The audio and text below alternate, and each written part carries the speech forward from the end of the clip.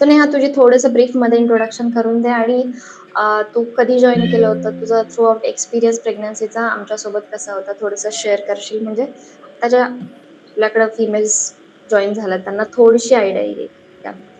त्याच्यानंतर आपण रोज वेगवेगळ्या म्हणजे वीकली एक ॲक्टिव्हिटी करत होतो, ज्याच्यामध्ये ड्रॉइंग काढणे असेल किंवा त्राटका प्रॅक्टिस असेल, ध्यान करत होतो आपण. याचे बेनिफिट्स म्हणजे माझ्या बेबीमध्ये मी बघते, म्हणजे ते आता ती 6-7 मंथची आहे, पण त्याच्यामध्ये थोडीशी इम्प्रूव्हमेंट दिसते. म्हणजे अदर बेबीजपेक्षा माझं बाळ कसं वेगळं आहे हे मला थोडंसं दिसतं ते. येस नेहा, मी 1-2 क्वेश्चन्स विचारते तुला की हां. थ्रू आउट 9 मंथ पर्यंत till your D day we are working together. तर येस. आपण वेगवेगळ्या सेक्टर्समध्ये काम केलं, जसं की ब्रीदिंग प्रॅक्टिसेस तू म्हणालीस आपण केले.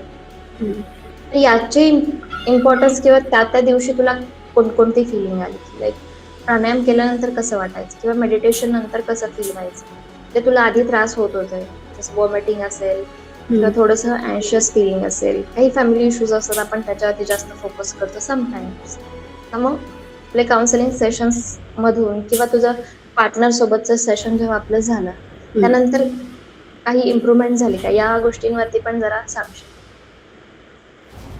हो, पार्टनर सोबत सेशन म्हणजे काही गोष्टी असतात ते फक्त आपल्या फिमेल्सलाच माहिती असतात. म्हणजे इव्हन मेल्सला इतक्या माहिती नसतात. पण जेव्हा आम्ही दोघं जण जॉइन झालो होतो, काही गोष्टी त्यांनाही कळाल्या, की जसं की पॅरेंटिंग करताना पार्टनरने आपल्या कितपत साथ दिली पाहिजे किंवा जे मूड स्विंग्स होतात ते दॅट कसे इज रिअल. येस. म्हणजे ते फक्त आपणच फील करतो, पुढच्याला वाटतच नाही. पण तेव्हा जॉईन केलं तेव्हा इट्स रिअल, म्हणजे कळलं की बाबा हा हे हिलाच नाही, अदर लेडीजला सुद्धा ह्या होतात. फिजिकल ऍक्टिव्हिटीजमुळे डेली कुठले चेंजेस जाणवले? म्हणजे कसं होतं, एक 7 मंथ 6 मंथ नंतर बॉडी थोडीशी आपल्याला ह्याची जाणवते. पण फिजिकल ऍक्टिव्हिटीज म्हणलं तर कळायला थोडंसं जड जातं. पण ते केल्यानंतर आपली जी बॉडी आहे रिलॅक्स होते. म्हणजे एक लेझीनेस येत असतो आपल्याला सारखं त्या फेसमध्ये. तो जाणवत नाहीये लेझीनेस.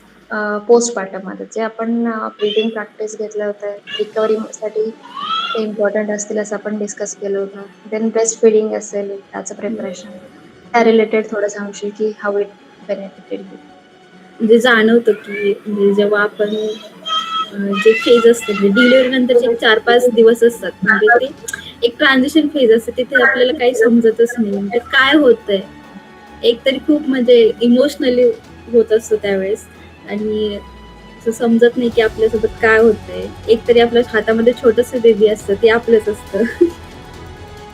आणि म्हणजे असं इतकं इमोशनल होतं, म्हणजे मी तर खूप रडले होते त्या 2-3 दिवसामध्ये. पण नाही, नंतर सेट झालं की हां बाबा, ही फेज येणार आहे. त्याच्यानंतर आपण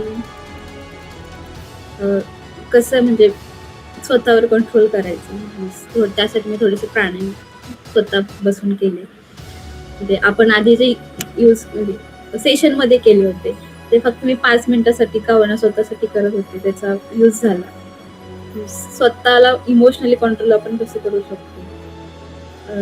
आणि त्यावेळेस खूप चिडचिड सुद्धा होत असते आपली पोस्टमॉर्टममध्ये.